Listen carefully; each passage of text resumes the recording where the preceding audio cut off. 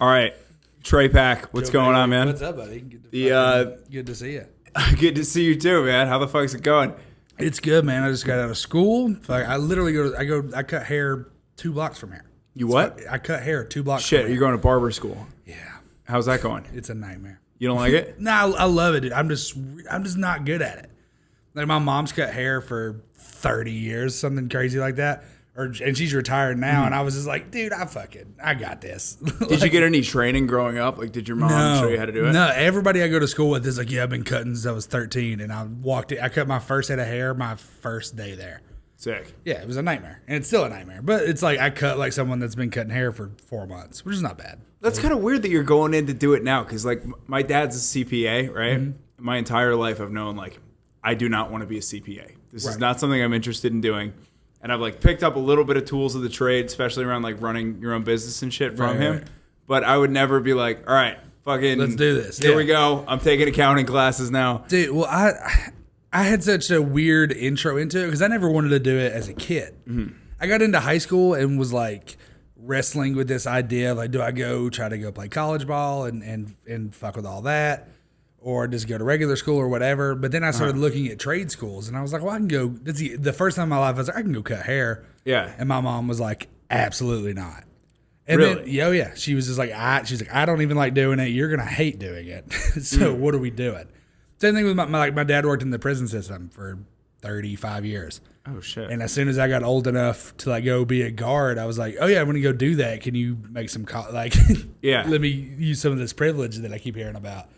And my dad, same thing. My dad was like, "There's no fucking chance. Like, you are not working in a prison." That's a solid job too, because you get that pension, dude. Oh like, yeah, your old man's probably cruising now, right? I had like just started doing stand up. Mm-hmm. I was a theater major in college, so it was like as soon as I got done with that, and I wasn't acting, and wasn't doing anything, so I was like, "Yeah, I'll just go do this forever." So you were a theater kid and a football guy at the same time.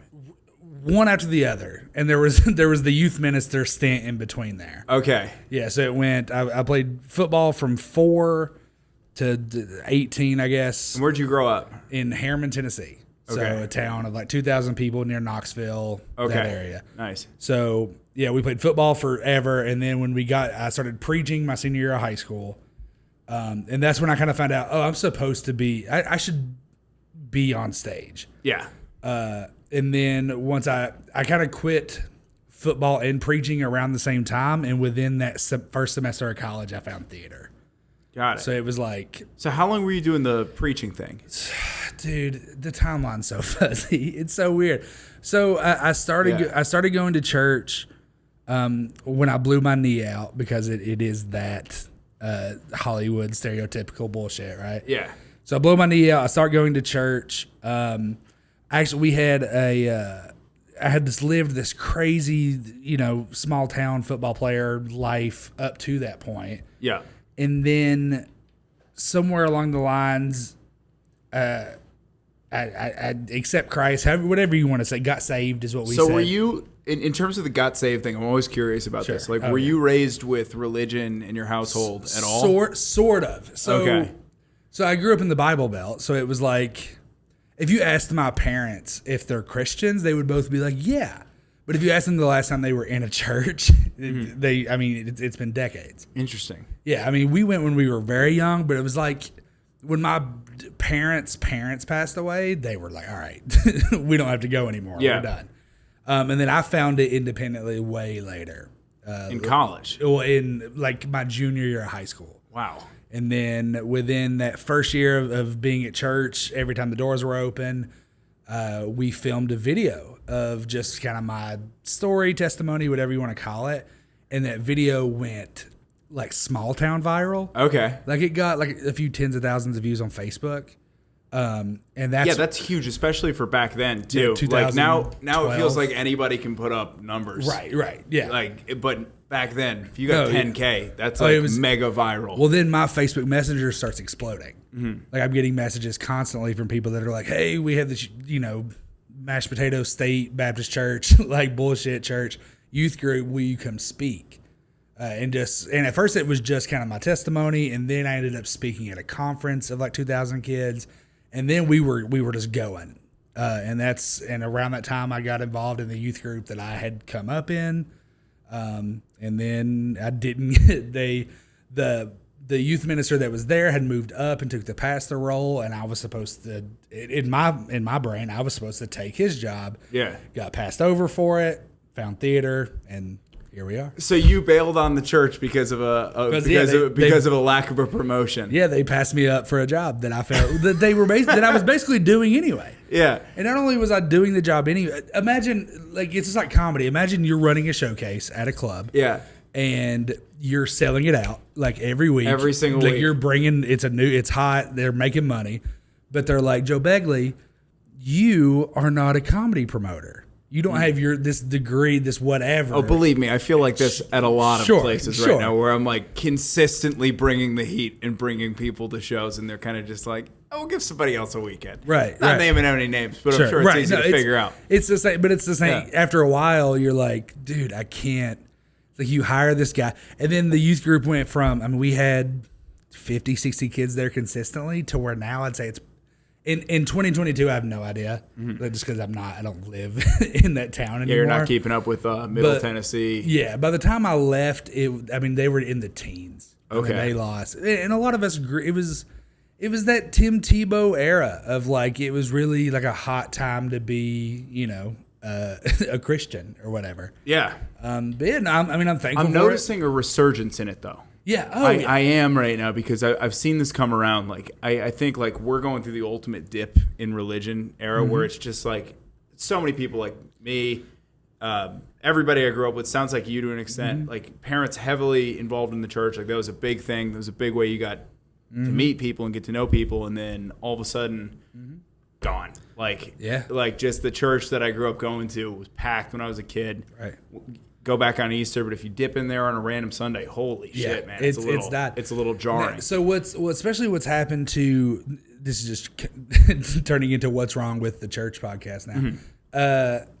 The Big C Church, like as in, so the Bible Catholic or no, no. So the Bible refers to the church as a whole, which is just all people that claim to be Christians. Got it. So those, and then you have small C Church, which is what you would call an actual building structure, whatever. Big C Church has moved into bigger buildings. So the small town, like the church I went to, it was hot when I was in high school, and there we had a ton of kids. But once these there's a church in Knoxville, Tennessee, which was 45 minutes away from where we were, that now has like 6 campuses, and every campus has hundreds of kids. So it's like, yeah, why are you going to go to mom and pop Baptist church where there's 10 kids and 8 of those kids are weird because they're still going to church there? Yeah. Or do you want to go to the cool church, quote unquote, where not only is there are more kids, there's more fun, and let's be honest, they're teenagers. You're going there to talk to the opposite sex anyway. Yeah. They're a little more lenient on some of the things that, like the church I went to, the elders in the church were like, oh, if you have sex before you're married, you're gonna die and go to. It's just like the scene of Mean Girls. Yeah. If you have sex, you will die or whatever. You will get pregnant and die. That's kind of what. But even with us, we were like, that's not. It's not real. That's not, because I was leaving sermons and like meeting girls and being like, what's up? So that actually makes the size makes complete sense, because when you think about it and you look at it from an outside angle, right? And you're looking at like these mega pastors and these huge churches, and you're like, why the fuck would you go there when you know what's going on? And then, but you look at it from that angle of like, it's a social thing, and I totally see it. That is 100% what it is, and that's why. And I'm still a religious person to this day. I still my relationship with Christ has not changed, just because my attendance at church has, and that's. Well, good for you, man. I could say that to my Christian friends, and they would be like, "Dude, like the fruits of your tree, or whatever, whatever, whatever." James 17:4, whatever bullshit they want to throw, right? But what? That's neither here nor there. It's very, church is so much of a social thing. And it used to be just like it's like a microcosm for the whole world, because you used to have the small towns where you had your stuff to do.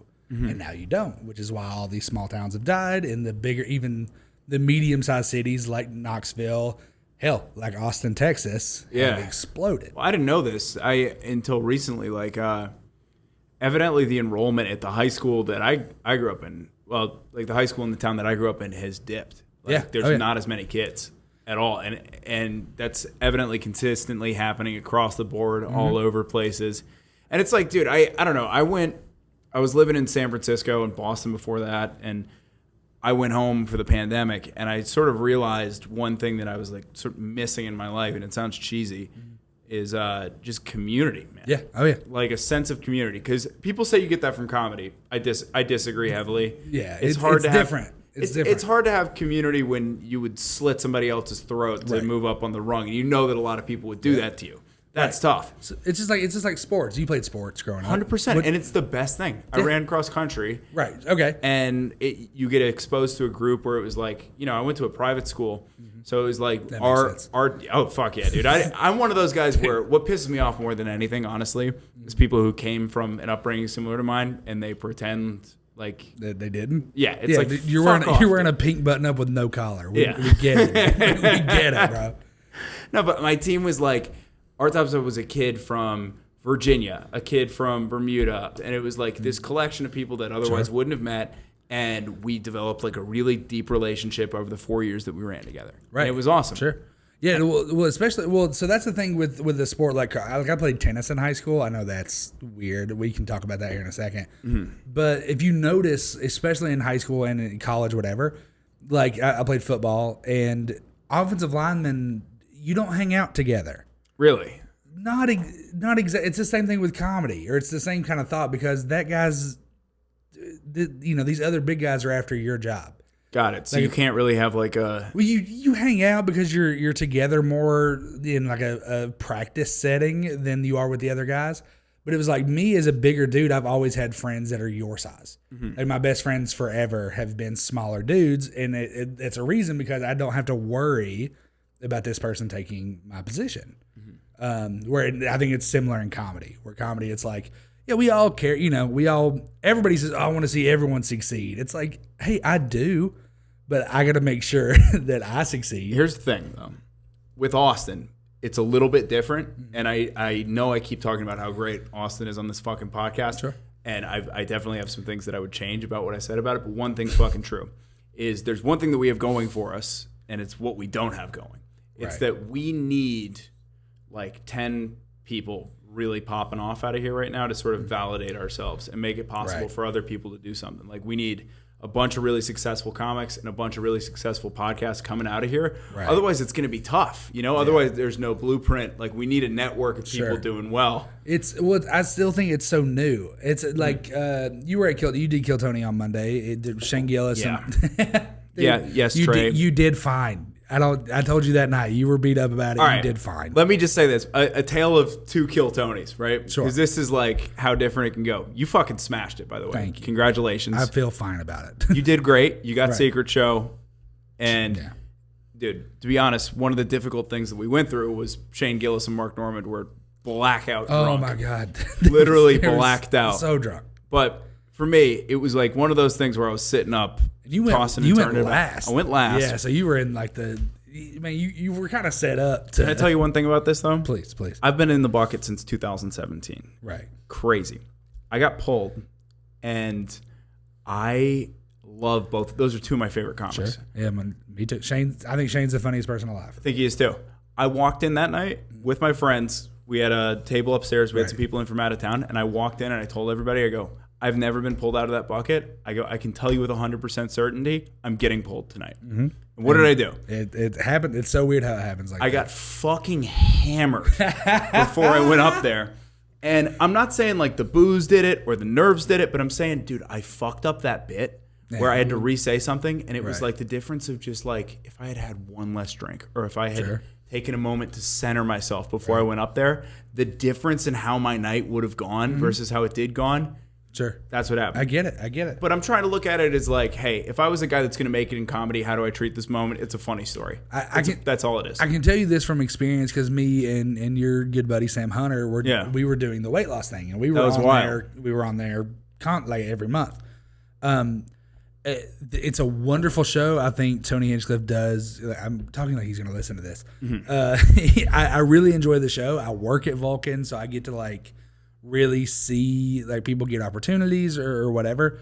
At the end of the day, it's not going to matter in a month. Yeah. Like I'm doing Secret Show tonight. I'm going first. It's going to be, it might actually matter. And here's the counterpoint to that is the GM for Rogan's new club was there.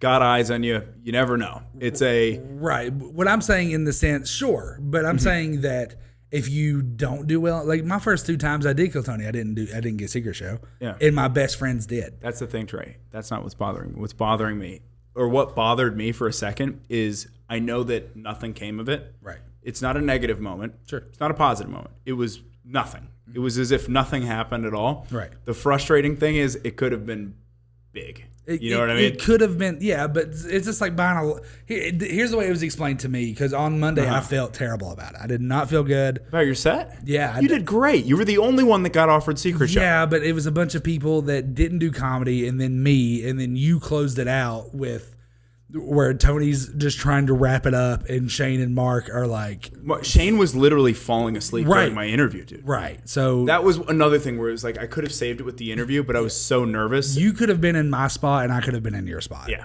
Very I think you still would have done well, but doesn't matter. Doesn't matter. I forgot what I was saying. Doesn't matter. You were saying something, Yeah, it doesn't matter. Anyway, it was because I didn't feel great about the whole experience. And I've been on the show. You know what I mean? It's like, dude, every time I work at Vulcan, people are like I mentioned it on that episode. People come up to me, and I'll be like trying to talk to some girl, and dudes will come up to me and be like, "Hey, bro, how much weight have you lost?" I'm like, dude, not enough to fuck this girl. Leave me alone, right? But it happens every night that I work. People recognize me from the show. So I have a lot of love for that show. Lucas McCrary, one of my very good friends. You know Lucas. Yeah. Great guy. Go look up Lucas McCrary. Super funny. He got pulled for episode 500. Joe Rogan was the guest. He crushed. It was his first time doing Kill Tony. This was a little over a year ago, and it set off what we see now, where Lucas's career is thriving. Yeah. But that was kind of the catalyst. So I very much care about the show. But it was broken down to me from a friend of mine that works at Vulcan, that Marcus Olin, another super funny comic. Marcus told me he broke that show down for me in a great metaphor. That show it's a lottery where you get pulled out of a bucket to shoot a half court shot. Got it. If you hit the half court shot, you get to play in the game on Thursday. Mm-hmm. If you miss, you weren't supposed to hit it. It's a great point. You weren't supposed to hit it. Yeah. That's why it's a thing. That's why it is special when you succeed in it. Yeah. Dude, I felt like, I was fat on that podcast for 6 months with nothing. I had never done Secret Show. Yeah. Me and Sam weren't even getting a minute. You guys were just getting abused up there. Yeah, we were just going up. Dude, the fucking scale, the scales thing with the two of you. Yeah, listen, the first time when we weighed I was in, mad watching that. Like, it was really funny. I was like laughing, but I was also like afterwards, I was like, you guys got fucking dicked on that. Yeah, I don't know. Well, I can tell you, I didn't try. I will say I did not try as hard as Sam. Yeah, I started trying hard. Oh, I know you did. I stayed with Sam during it. Right. Yeah. There's no way that guy gained. I don't think either of us lost like a ton of weight, but there's no way he gained 50 pounds. Here's the thing, though. Yeah. I think just like just when you're trying to lose weight at the beginning, the reason people are like, oh, I put it on back so fast is because you guys could both drop 15 pounds of water weight in like a week. Yeah. You know what I mean? Okay. So it made no sense that it would go up, especially when I've lived with Sam for a week. Right. And I saw what he was doing. Right. He was trying. We're going to Gold's. We're like not drinking. I'm like, this is a different Sam Hunter. This is fucking weird. Yeah. Bizarre. No, I get it, man. And that's, dude, all I did, I did a water. I did, like I was going into a UFC fight. I did water deprivation for like 2 days and played basketball the day of. And was literally laying on an outdoor court, like thinking I'm going to die. And there's a bunch of comics that are like, dude, just take a sip of water. You're 5,000 pounds. You can't do this. And I'm like, I got it. And then when I stepped on the scale and it went down, dude, I get why people like have eating disorders. I'm like, dude, that's how 100%. good this feels. And then just ate McDonald's that night and was back. Ooh. And then we're just fat again, or still fat. You know, yeah. But the scale, I don't know, man. If I was on Sam's side of things, I would be I would have made a bigger deal about it and been more upset. Yeah. So Sam. You got absolutely fucking railroaded. Yeah. Not to say you didn't do well. You did fucking great. And I mean, dude, the thing is, it's like it was the money doesn't really matter that much. It's the exposure that matters, and getting the chance. You know what I did with that money? What? That night I went and put it on a poker table. Literally that night. So you're a gambler too. Yeah.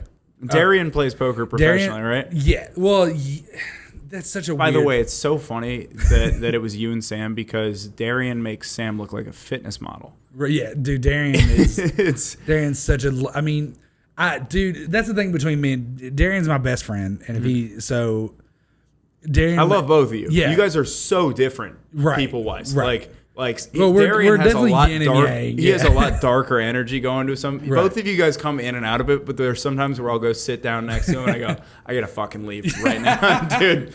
What the fuck? Imagine being in a car with him for 8 hours and you're like, dude, I'm going to sleep. How's that car running? What are you guys driving? An F-350? No, dude, we just drove. I'm just fucking with you. We drove to. We used to drive to Nashville in a Buick Lucerne, 3 hours one way. What the fuck is a Lucerne? It's just their little shitty sedan.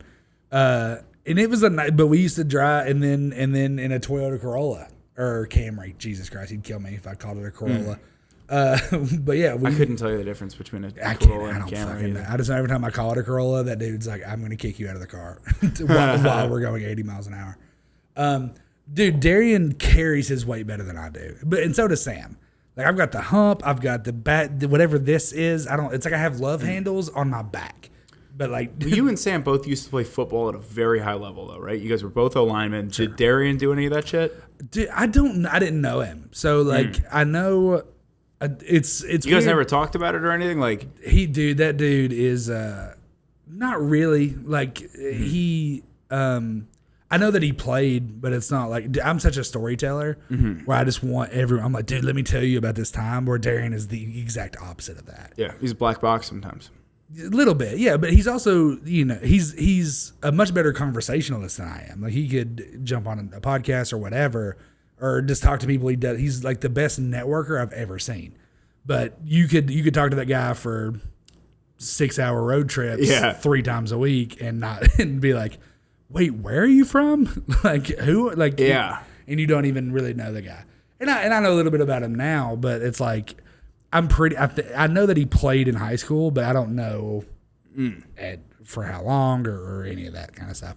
But I do. He's just the thing Darian has going for him as far as his weight goes is he is just taller than us. Yeah, I mean the dude's 6'6". He's a big dude. Yeah, like They made him weigh in on Kiltony a couple weeks ago. Wait, when? Yeah, so he got up. No shit. With Chris DiStefano and they're just fucking brutalizing you guys, by the way. Dude, everyone does. Yeah. I mean, you can go up there and it's like well, it's something you got to address at some point, right? But well, it's the same thing with it. Like when you go up there, or when Lucas McCurry went up, they were like, "Oh, this is what you look like." And the thing that is most obvious to make fun of us for, is we're fat.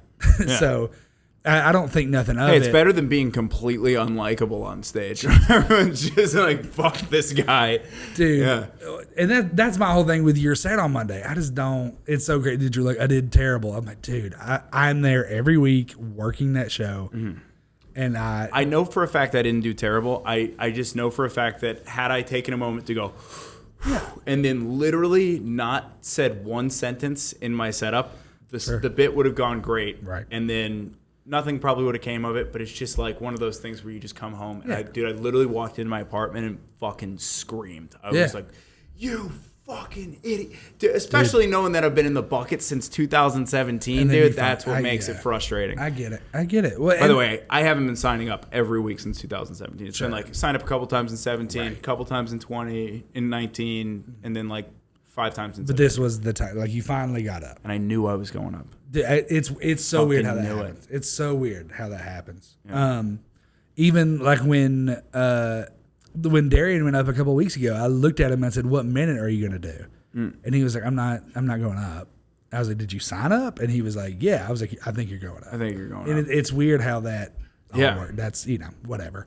And we know nothing at Vulcan. Like people. I think there's a weird thing though where there's like, I don't know if the bucket's rigged, but maybe there's a way people are looking at you and stuff where you can kind of tell. I don't know. I don't know. I can't explain it. I can tell you this for certain, a little inside base, or it's weird to say inside baseball when I don't have information. I can tell you that nobody that works at Vulcan as a Vulcan employee knows anything. And we all have our we have sat there before. So it's the all show just started. a premonition where you're just going like, I feel like this is gonna happen. Yeah, and it's weird how that ends up happening. But especially from our side of things where we're there so consistently. But it's crazy for you to say, "Oh yeah, I had this idea. I thought I was going to go up, and then went up," because that's like I knew it I knew it when I woke up that day. I went We're going up? that day, and I went, okay. For the talent section, I go, I'm going to mention that I play guitar, and I go, there's a decent chance that they're going to ask me to play. So I'm like, I should have something prepared. And I've never done this when I've signed up for the show, but I went, okay, I'm just going to learn a few things. I'm just going to make sure I have this lick that I'm going to play when I go up there down, and the band's going to jump in. I'll probably play this over it. And I go, that's what's going to happen. And then I wrote down every bit that I could do, and I settled on that one. And I was like, this is going to be fucking amazing. Right. And it's just, the hard thing is just going I've watched Shane Gillis' special 4 times, and he's the only person where I've watched a special that many times. And for him to just be like this, just passing out, just literally passing out during my set, it made me feel better too when I saw Rogan's Instagram and I saw what happened to those guys during the day. They drank. For those of you that don't know, evidently Shane Gillis drank 18 Bud Lights during a podcast. But that was I finished it today. They're talking about, we have to go do Kill Tony. So he drank 18 on the podcast, and they ended at 4:45 because they're talking. They're like, "Oh, dude, we gotta start figuring out because we gotta get to Vulcan in a couple hours." So you also got to think how much did he drink from 4:45 to 8 o'clock when that show starts?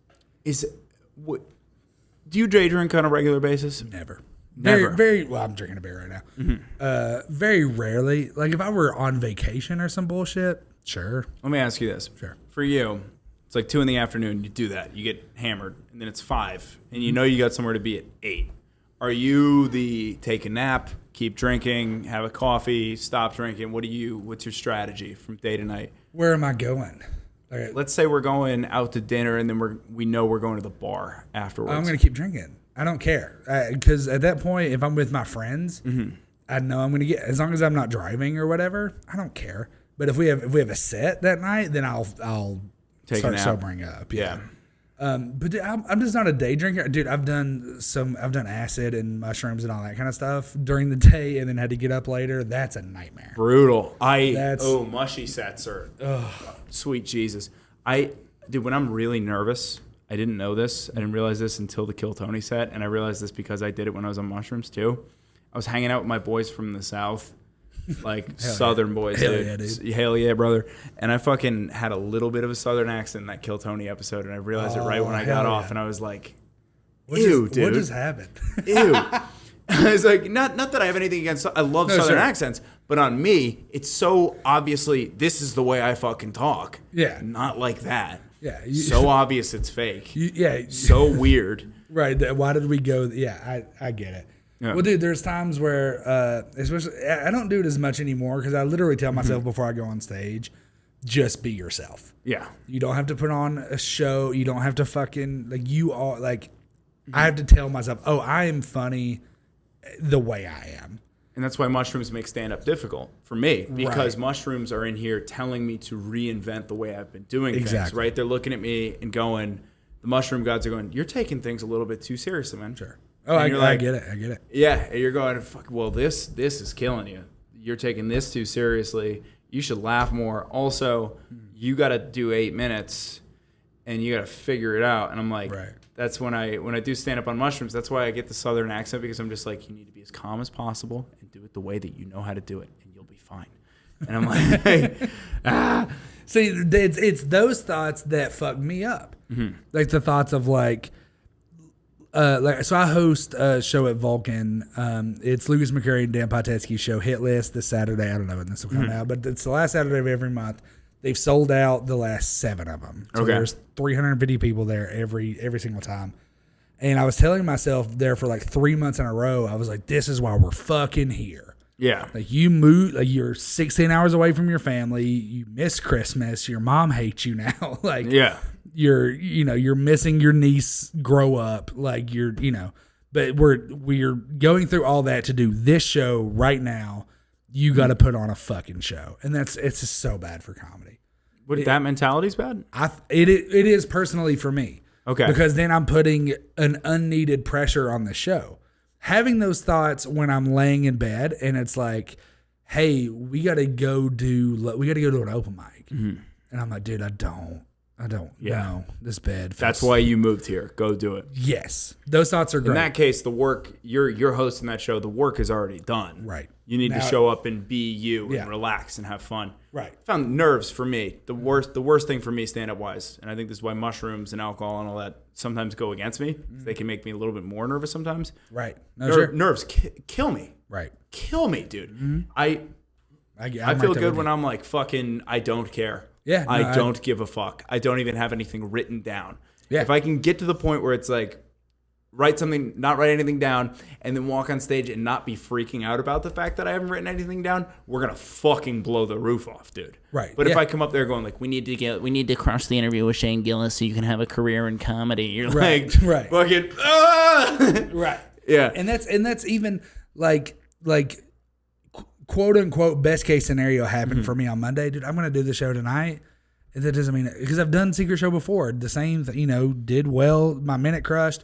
Did well in the interview, got Secret Show, haven't done it since. And that was 3 months ago. It's okay. When I moved here, I did Secret Show. Red Band and Tony put me on last, gave me 5 minutes. Yeah. I got to the end of my 5. They leaned over the balcony and said, you're fucking crushing. Keep going. Right. Let me go to 15 minutes. Got off. Red Band daps me up, says, I'm so glad I met you. Tony says, really good to meet you. Haven't done the show since. The weirdest shit. I know. I mean, they've got a lot of people, a lot of mouths to feed, a lot of people to take care of, and you've been in the show. It's 2.5 hours at this point. They're not exactly looking for new additions. You've really got to make a case to want to get in there. Right. Yeah. It's crazy. It's also weird that they have, like, there was an episode here a few weeks ago of Kill Tony that like 5 or 4 people got Secret Show from their interview. So once I started spending time at Kill Tony, I started feeling less and less of like, oh, the Secret Show is the best weekly show that I've ever even heard of. Yeah, I've not been in New York, not been in LA. I was in bumfuck, Tennessee, and spent some time in Nashville and Atlanta. It's a good show. Yeah, 250 plus people. Crowd loves it. Crowd loves it every second. It's pretty much it's a very new crowd. It might not be the best show I've ever been to, but it's the show where it's the most consistent show. Where the audience members are sitting there after 2 hours of comedy and still laughing. Right. Exactly. Wow. Exactly. Holy fuck. Yep. Yeah. And then, dude, it's kind of the only game in town that's like a weekly show, because you've got you've got Adam Lucky's show, The Filthy Show at I almost called it The Dirty Show. The Filthy Show. I do that all the time. I almost call it The Nasty Show because there's another show called The Nasty Show somewhere. They also have The Pervert Show at Creek. It's a late night show. That show is insanity if you've never seen it. Really? Have you heard of it? Random question of the day. Please. I guess I was thinking about this on the way over here. I grew up in Connecticut where it's cold as fucking shit, and I was watching some of the homeless people around here. Okay. People that wash windows and beg. Sure. Would you rather be a homeless person in Connecticut or Boston, New York in the winter, or would you rather be a homeless person in Texas in the summer? Oh, that's such a good question. I'm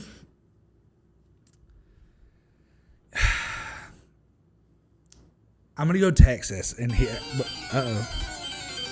We got a Pokemon battle, boys. Oh, you had the alarm set the whole time. I was checking for it. I had it set. Yeah. Dude, you know how much of a nightmare my alarm tone is the Pokemon battle theme song? You know what mine is? Please tell me.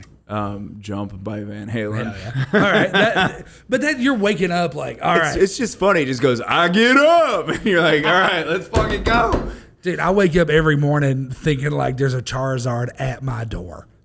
Hell yeah, dude. That's a great sound. And I'm like, fuck. I'm like, That's distressing, though. That's too distressing. That's how I have to wake up. You don't want to have anxiety. No, you want to go just like, get up and jump. You're like, all right, let's go. I feel like we're waking up very differently. Yeah. Because you're like waking up like, oh, thank God I'm fucking, young and hot or whatever. I wake up and like You're young. Aren't you younger than me by like 5 years? How old are you? 28. No, I'm a year younger than you. Okay. I'm 27. Yeah.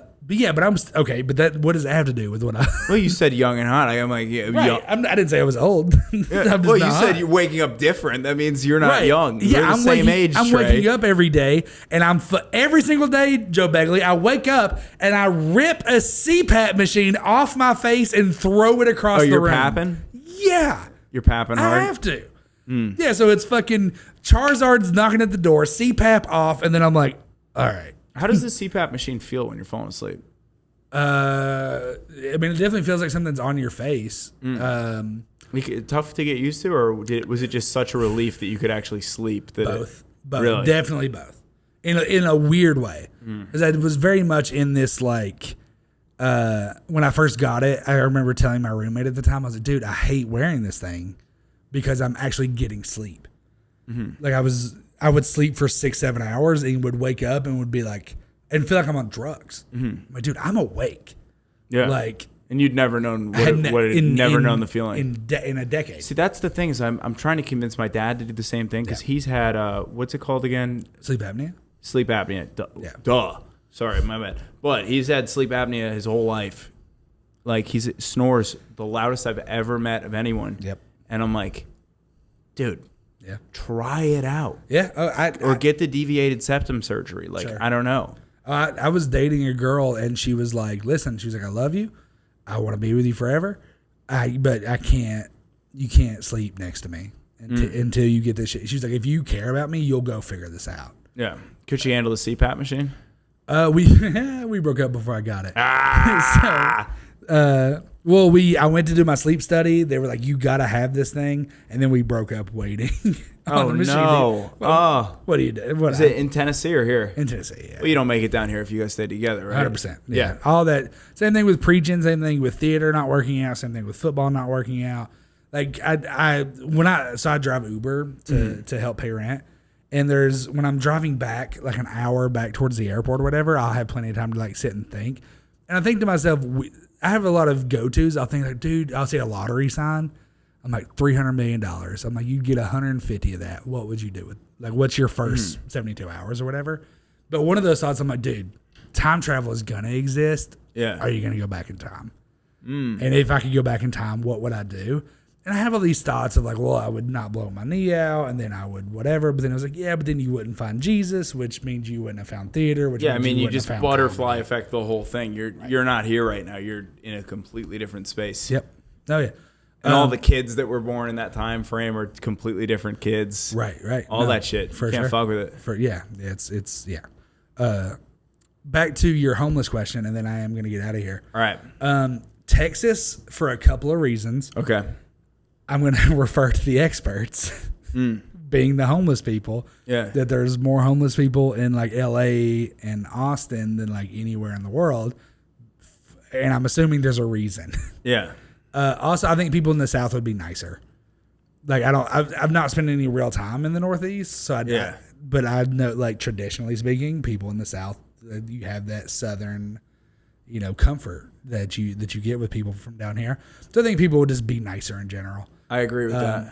And when I'm like Ubering people from the airport to like hotels and stuff downtown, and they see these homeless people, when there's people you can tell they're from the South, they ignore it, or they'll even say, oh, that's terrible, whatever. Or if I can tell they're not from the South, they tell me, oh, we're down from Maine. And then they see this, they're like upset about it. Yeah. And it's a very different vibe.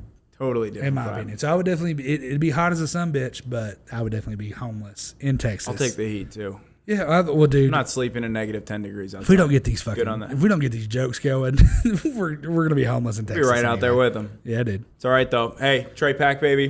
Thanks for coming in. Thanks for having me. Appreciate it. First pod in the new studio. Yeah, dude. I'll have you back whenever. Yeah, where I got a little more time. We'll bang it out. Let's do it. All right. Whew.